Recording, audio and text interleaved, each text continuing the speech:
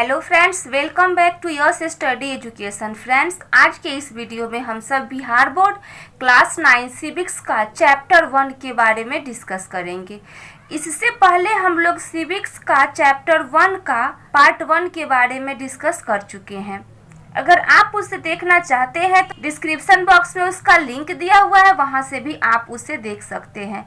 Friends, अगर आप मेरे चैनल पे नए हैं और अगर आपको लगे कि मेरा वीडियो आप लोगों के लिए हेल्पफुल है तो वीडियो को सब्सक्राइब और लाइक करें। तो चलिए स्टार्ट करते हैं। इससे पहले हम लोग चैप्टर 1 के पार्ट 1 में चिली, पोलैंड, बुद्ध काल के गणराज्यों में लोकतांत्रिक शासन प्रणाली, ब्रिटेन, संयुक्त राज्य अमेरिका और न्यूजीलैंड के बारे में पढ़ चुके हैं। अब हम लोग को पढ़ना है घाना। तो इसका फर्स्ट पॉइंट है, यह पश्चिमी अफ्रीका में स्थित है। घाना जो है पश्चिमी अफ्रीका, ये अफ्रीका महादेश है, तो पश्चिमी अफ्रीका में घाना स्थित है। तो यहाँ प्रश्न बनता है कि घाना कहाँ स्थित है, तो पश्चिमी अफ्रीका में। नेक्स्ट है, घाना देश पहले ब्रिटेन का उपनिवेश था और इसका नाम गोल्ड कोस्ट था। तो यहाँ भी ध्यान दीजिएगा कि घाना जो है पहले किसका उपनिवेश था, तो ब्रिटेन का उपनिवेश था। उपनिवेश का मतलब होता है कि वो जीता हुआ देश जिसमें विजेता राष्ट्र लोग आकर बस गए हों। तो घाना जो था पहले ब्रिटेन का उपनिवेश था और इसका नाम गोल्ड कोस्ट था। इसको ध्यान में रखिएगा कि घाना का दूसरा नाम गोल्ड कोस्ट भी है। एग्जाम में पूछा जा सकता है कि निम्नलिखित में से किसका नाम गोल्ड कोस्ट है, तो ऑप्शन में किसी भी कंट्री का नाम दिया जा सकता है। तो ध्यान रखिएगा कि घाना का नाम गोल्ड कोस्ट था।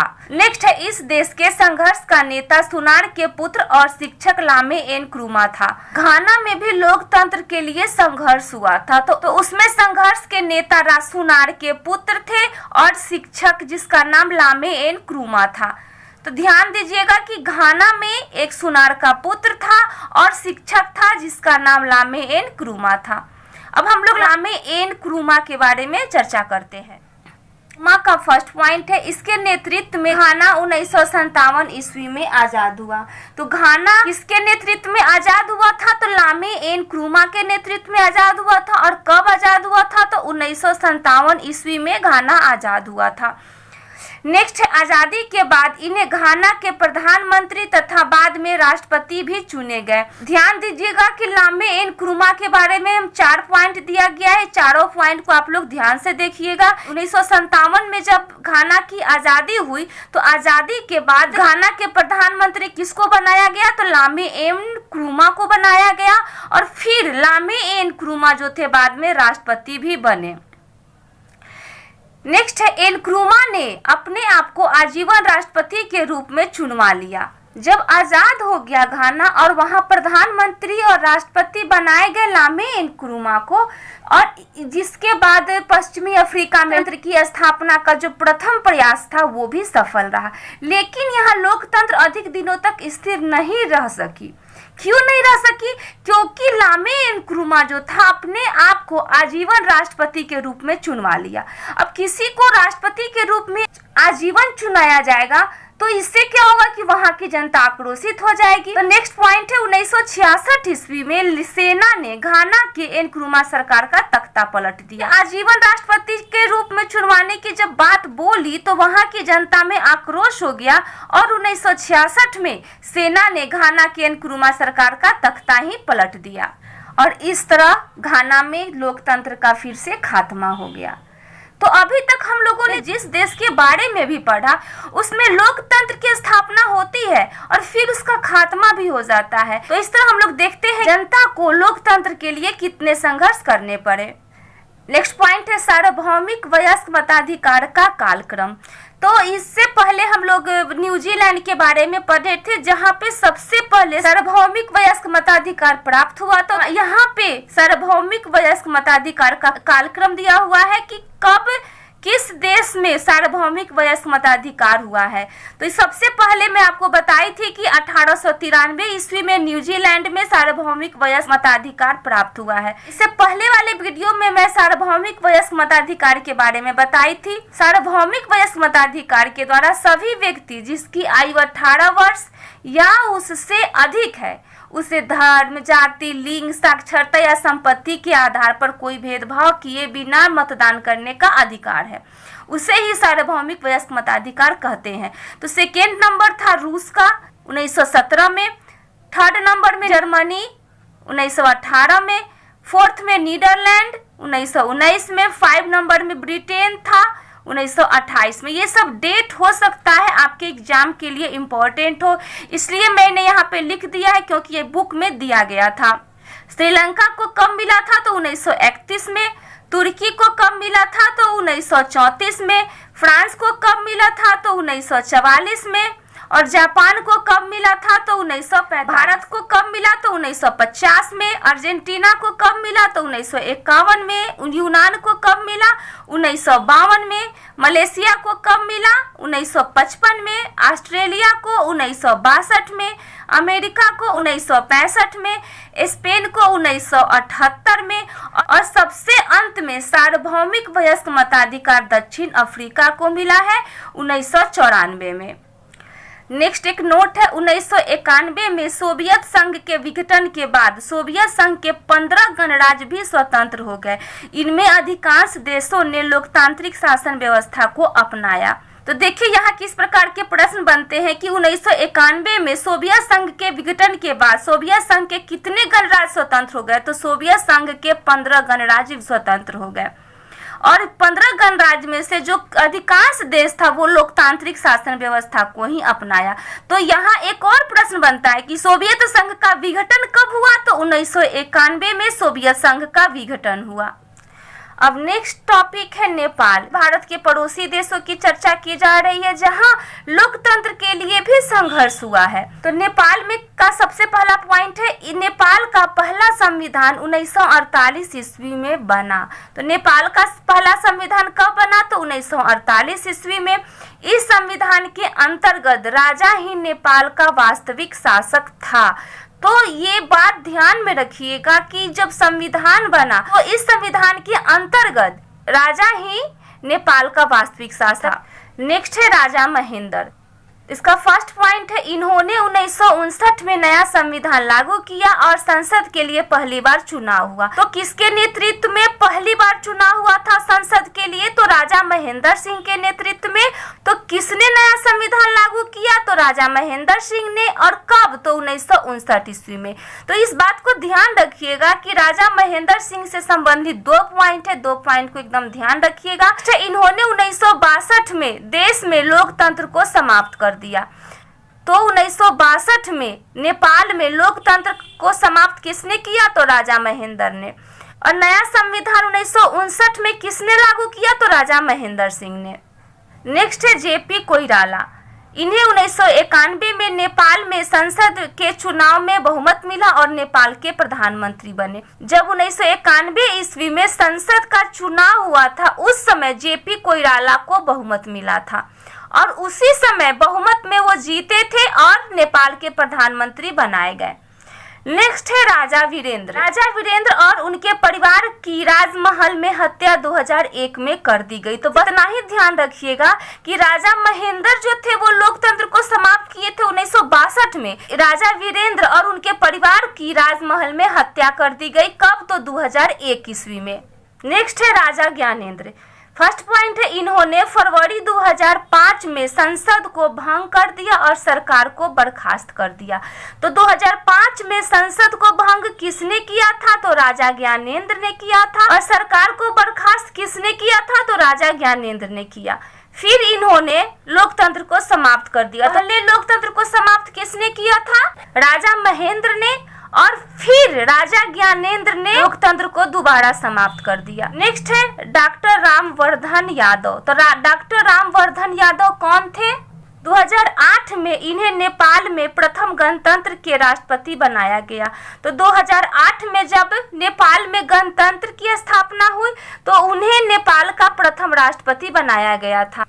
जब राजा ज्ञानेंद्र लोकतंत्र को दोबारा समाप्त कर दिए तो फिर नेपाल में जन आंदोलन हुई और उसी जन आंदोलन के द्वारा 2008 में चुनाव हुआ नेपाल में, और चुनाव के द्वारा प्रथम गणतंत्र के राष्ट्रपति डॉक्टर रामवर्धन यादव को बनाया गया। तो इस प्रकार प्रश्न बनता है कि 2008 में प्रथम गणतंत्र के राष्ट्रपति किसको बनाया गया, तो डॉक्टर रामवर्धन यादव को बनाया गया। नेक्स्ट है प्रचंड, इन्हें भी 2008 में नेपाल में प्रथम गणतंत्र के प्रधानमंत्री बनाया गया। तो प्रधानमंत्री का नाम हो गया प्रचंड और राष्ट्रपति का नाम हो गया डॉक्टर रामवर्धन यादव, जो 2008 में प्रचंड नेपाल के प्रधानमंत्री बने और रामवर्धन यादव राष्ट्रपति बने। यहाँ ध्यान रखिएगा कि र से रामवर्धन यादव और र से राष्ट्रपति और प से प्रधानमंत्री और प से प्रचंड। अब नेक्स्ट पाकिस्तान के बारे में हम लोग देखते हैं। फर्स्ट पॉइंट है, पाकिस्तान में जनरल जिया उल हक की मृत्यु के बाद 1990 के दशक में एक बार पुनः लोकतंत्र की स्थापना हुई, लेकिन यह अस्थायी नहीं रह सका। तो इससे एक प्रश्न बनता है कि पाकिस्तान में किसकी मृत्यु के बाद एक बार पुनः लोकतंत्र की स्थापना हुई, तो जिया उल हक की मृत्यु के बाद एक बार पुनः पाकिस्तान में लोकतंत्र की स्थापना हुई। नेक्स्ट है जनरल परवेज मुशर्रफ, ये पाकिस्तान के राष्ट्रपति थे। जनरल परवेज मुशर्रफ जो थे पाकिस्तान के राष्ट्रपति थे। इन्होंने 1999 में प्रधानमंत्री नवाज शरीफ का तख्ता पलट कर दिया और सैनिक शासन की स्थापना की। तो जनरल परवेज मुशर्रफ जो थे ये पाकिस्तान के राष्ट्रपति और सेना प्रमुख भी रह चुके हैं और इन्होंने 1999 में नवाज शरीफ की लोकतांत्रिक सरकार की तख्ता पलट करके, क्योंकि जो नवाज शरीफ थे वो लोकतांत्रिक सरकार थे, लेकिन हमने इस अध्याय में पढ़ा कि लोकतांत्रिक सरकार की हमेशा तख्ता पलट कर दी जा रही है और फिर वहां लोकतंत्र का खात्मा हो जा रहा है, लेकिन फिर लोकतंत्र की स्थापना हो रही है। बार बार लोकतंत्र खत्म हो रहा है, फिर लोकतंत्र की स्थापना हो रही है। जो नवाज शरीफ की लोकतांत्रिक सरकार को जनरल परवेज मुशर्रफ ने खात्मा कर दिया और तख्ता पलट कर पाकिस्तान की बागडोर इसने संभाल ली। जनरल परवेज मुशर्रफ जो थे 2001 से 2008 तक पाकिस्तान के राष्ट्रपति रहे हैं। एक नोट है, 2008 में चुनावों के बाद पाकिस्तान पीपुल्स पार्टी की गठबंधन सरकार सत्ता में आई। तो 2008 में जब चुनाव हुआ था उसमें किसकी गठबंधन सरकार सत्ता में आई थी, तो पाकिस्तान पीपुल्स पार्टी की गठबंधन की सरकार सत्ता में आई थी। नेक्स्ट है बेनजीर भुट्टो। फर्स्ट पॉइंट है, ये लोकतंत्र समर्थक नेता तथा पाकिस्तान की प्रधानमंत्री थी। तो प्रश्न बनता है कि बेनजीर भुट्टो निम्नलिखित में से क्या थी, लोकतंत्र समर्थक नेता और लोकतंत्र समर्थक नेता, ए और बी और इनमें से कोई नहीं। ऐसा भी प्रश्न आपसे पूछा जा सकता है। तो यहाँ ध्यान दीजिएगा कि बेनजीर भुट्टो जी थी लोकतंत्र समर्थक नेता थी तथा ये पाकिस्तान की प्रधानमंत्री थी। इनकी हत्या कर दी गई 1996 ईस्वी में। बेनजीर भुट्टो की हत्या कब कर दी गई, तो 1996 ईस्वी में बेनजीर भुट्टो की हत्या कर दी गई। नेक्स्ट एक नोट है, लोकतंत्र की स्थापना के बाद आसिफ अली जरदारी को राष्ट्रपति तथा यूसुफ रजा गिलानी को प्रधानमंत्री बनाया गया 2008 में। तो 2008 में जब चुनाव हुआ था और उस समय पाकिस्तान पीपुल्स पार्टी की गठबंधन की सरकार सत्ता में आई थी, वहीं पाकिस्तान पीपुल्स पार्टी की गठबंधन की सरकार में आसिफ अली जरदारी को राष्ट्रपति बनाया गया और यूसुफ रजा गिलानी को प्रधानमंत्री बनाया गया। ध्यान में रखिएगा कि 2008 में जब पाकिस्तान में लोकतंत्र की स्थापना हुई तो उस समय आसिफ अली जरदारी को राष्ट्रपति बनाया गया तथा यूसुफ रजा गिलानी को प्रधानमंत्री बनाया गया। नेक्स्ट है म्यांमार। इसका फर्स्ट पॉइंट है, म्यांमार को पहले बर्मा कहा जाता था। म्यांमार जो है दक्षिण एशिया का एक देश है और इसका पुराना अंग्रेजी नाम बर्मा था। नेक्स्ट 1948 में यह औपनिवेशिक शासन से आज़ाद होकर लोकतंत्र को अपनाया। तो म्यांमार कब औपनिवेशिक शासन से आज़ाद हुआ था, तो 1948 में। और म्यांमार लोकतंत्र को कब अपनाया, तो 1948 में।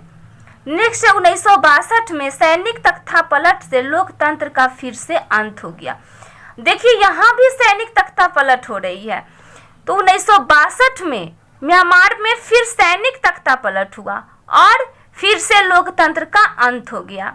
नेक्स्ट है, लगभग 30 वर्षों के बाद 1990 में यहाँ पहली बार चुनाव हुआ।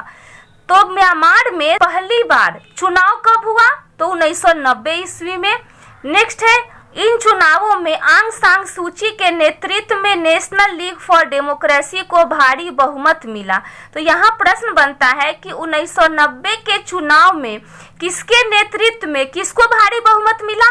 तो 1990 के चुनाव में आंग सान सू की के नेतृत्व में नेशनल लीग फॉर डेमोक्रेसी को भारी बहुमत मिला। नेक्स्ट है, लेकिन फौजी शासकों ने सत्ता छोड़ने से इनकार कर दिया और चुनाव परिणामों को मान्यता नहीं दी।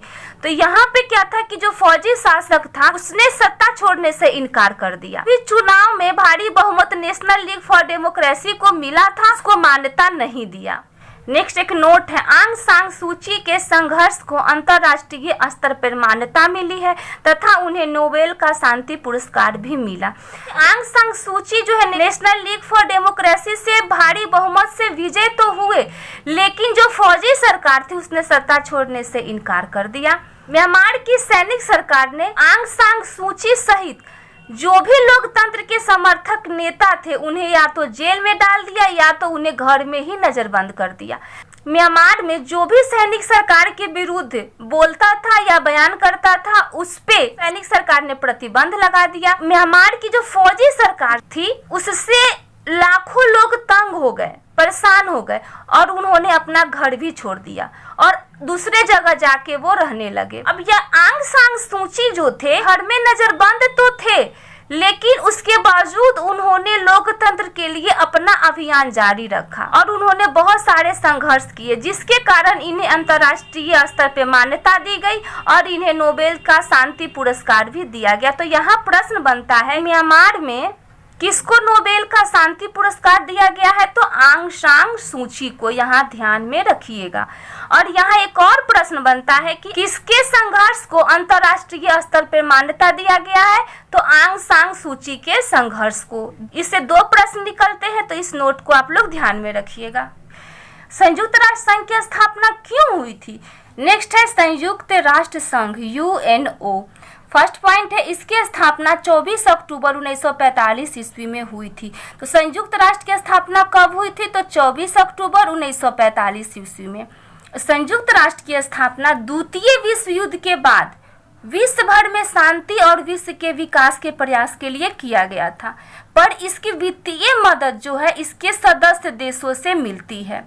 नेक्स्ट है, वर्तमान में 193 देश इसके सदस्य हैं। बुक में आपका 192 दिया हुआ था, लेकिन अभी 193 है। 193वां देश दक्षिणी सूडान बना है, इसलिए मैं यहाँ 193 देश लिख दी हूँ। नेक्स्ट है, इस संगठन के 6 मुख्य अंग हैं। तो संयुक्त राष्ट्र संघ के 6 अंग हैं और कौन कौन है? महासभा, सुरक्षा परिषद, आर्थिक एवं सामाजिक विकास, न्यास परिषद, अंतर्राष्ट्रीय न्यायालय और लास्ट में है सचिवालय। सभी को मैं यहाँ नीचे लिख दी हूँ और एक एक पॉइंट्स को आप ध्यान से देखिए और सुनिए। महासभा, जिसको इंग्लिश में जनरल असेंबली कहा जाता है। फर्स्ट पॉइंट है, यह संसद की तरह है जिसमें किसी भी अंतर्राष्ट्रीय समस्या अथवा मुद्दों पर विचार विमर्श किया जाता है। तो महासभा जो होता है वो संसद की तरह होता है, इसीलिए इसे विश्व की लघु संसद भी कहा जाता है। और महासभा में किसी भी अंतर्राष्ट्रीय समस्या और मुद्दों पर विचार विमर्श किया जाता है। नेक्स्ट है, इसमें सभी 193 सदस्य देशों को एक एक वोट देने का अधिकार है। जो 193 इसके सदस्य देश है उन सभी को एक एक ही वोट देने का इसमें अधिकार है। नेक्स्ट है, इसमें सभी निर्णय बहुमत के आधार पर लिए जाते हैं। महासभा में जो भी निर्णय लिए जाएंगे वो बहुमत के आधार पर लिए जाते हैं। तो यह प्रश्न बनता है कि महासभा में सभी निर्णय किसके आधार पर लिए जाते हैं? तो बहुमत के आधार पर सभी निर्णय लिए जाते हैं। नेक्स्ट है, इस आधार पर महासभा को लोकतांत्रिक भी कह सकते हैं। क्यों कह सकते हैं लोकतांत्रिक? क्योंकि यहाँ बहुमत के आधार पर निर्णय लिए जाते हैं। दूसरा है सुरक्षा परिषद, जिसको सिक्योरिटी काउंसिल भी कहा जाता है। इनमें कुल 15 सदस्य होते हैं, जिनमें 5 अस्थायी एवं 10 अस्थायी होते हैं। सुरक्षा परिषद में सदस्यों की संख्या 15 होती है और उन 15 में 5 सदस्य अस्थायी होते हैं और 10 सदस्य अस्थायी होते हैं। 5 अस्थायी सदस्य हैं अमेरिका, रूस, ब्रिटेन, फ्रांस और चीन। ये पांचों देश का नाम आप लोग ध्यान में रखिएगा कि प्रश्न पूछे जा सकते हैं कि सुरक्षा परिषद के अस्थायी सदस्य इनमें से हैं 3 आपको अलग देश का नाम दिया जाएगा और एक इन्हीं में से कोई एक देश का नाम दिया जा सकता है। या फिर ऐसे भी प्रश्न पूछा जा सकता है कि निम्नलिखित में से कौन सुरक्षा परिषद के अस्थायी सदस्य नहीं है। 3 इसमें से दिया जाएगा और एक अलग से दिया जाएगा और उसमें से गलत को छांटना होगा। तो ये ध्यान में रखिएगा कि अमेरिका, रूस, ब्रिटेन, फ्रांस और चीन सुरक्षा परिषद के अस्थायी सदस्य हैं। अस्थायी सदस्यों का चुनाव महासभा 2 वर्षों के लिए करती है। तो यहाँ भी प्रश्न बनता है कि अस्थायी सदस्य कौन करता है, तो महासभा करता है। और कितने वर्षों के लिए करता है, तो 2 वर्षों के लिए ही चुनाव किया जाता है। नेक्स्ट है, सभी अस्थायी सदस्यों को वीटो अधिकार मिला है। अमेरिका, रूस, ब्रिटेन, फ्रांस और चीन ये सभी अस्थायी सदस्य हैं और इन्हीं अस्थायी सदस्यों को वीटो अधिकार मिला हुआ है। वीटो अधिकार क्या होता है? मतलब कि किसी प्रस्ताव को रोक सकते हैं या सीमित कर सकते हैं। ये 5 सदस्यों को किसी भी प्रस्ताव को रोकने या सीमित करने का अधिकार है। अगर कोई भी अस्थायी सदस्य देश वीटो के अधिकार का प्रयोग करता है तो सुरक्षा परिषद उसकी मर्जी के खिलाफ फैसला नहीं ले सकता है इसमें। तो नेक्स्ट है, आर्थिक एवं सामाजिक विकास, economic and social council. First point है, यह परिषद विभिन्न देशों के बीच आर्थिक एवं सामाजिक क्षेत्रों में सहयोग की स्थापना के लिए प्रोत्साहित करती है। जो आर्थिक एवं सामाजिक परिषद है वो विभिन्न देशों के बीच आर्थिक एवं सामाजिक क्षेत्रों में सहयोग के लिए प्रोत्साहित करती है। नेक्स्ट है, इसकी सदस्य संख्या 54 है। तो आर्थिक एवं सामाजिक परिषद की सदस्य संख्या कितनी है, तो 54 है। नेक्स्ट है, न्यास परिषद। ये मुख्यतः उन क्षेत्रों का प्रस्ताव देखती है जो क्षेत्र स्वतंत्र नहीं है एवं वहां स्वशासन का विकास नहीं हुआ है। तो न्यास परिषद का क्या काम होता है कि वह सिर्फ उन्हीं क्षेत्रों को देखती है क्षेत्र स्वतंत्र नहीं है और जहां स्वशासन का विकास नहीं हुआ है वहां ये विकास करने का कार्य करती है। विकसित देश या वहां के निवासी इस योग्य नहीं है कि वे अपने देश का शासन स्वयं कर सके, उसके लिए वह दूसरे विकसित देशों की सहायता करवाता है। नेक्स्ट है, अंतर्राष्ट्रीय न्यायालय। ये संयुक्त राष्ट्र संघ का एक ऐसा अंग है जो विभिन्न देशों के बीच विवादों का न्यायिक समाधान प्रस्तुत करता है। तो अंतर्राष्ट्रीय न्यायालय जो होता है वो जो भी देश के बीच विवाद होता है उसको न्याय के आधार पर उनको प्रस्तुत करता है। इसमें कुल 15 न्यायाधीश हैं। तो अंतर्राष्ट्रीय न्यायालय में कितने न्यायाधीश है, तो 15 न्यायाधीश है। यहाँ पे भी ध्यान रखिएगा। नेक्स्ट है, सचिवालय। इसका फर्स्ट पॉइंट है, सचिवालय का प्रमुख महासचिव होता है। तो यहाँ भी प्रश्न बनता है कि सचिवालय का प्रमुख कौन होता है, तो महासचिव होता है।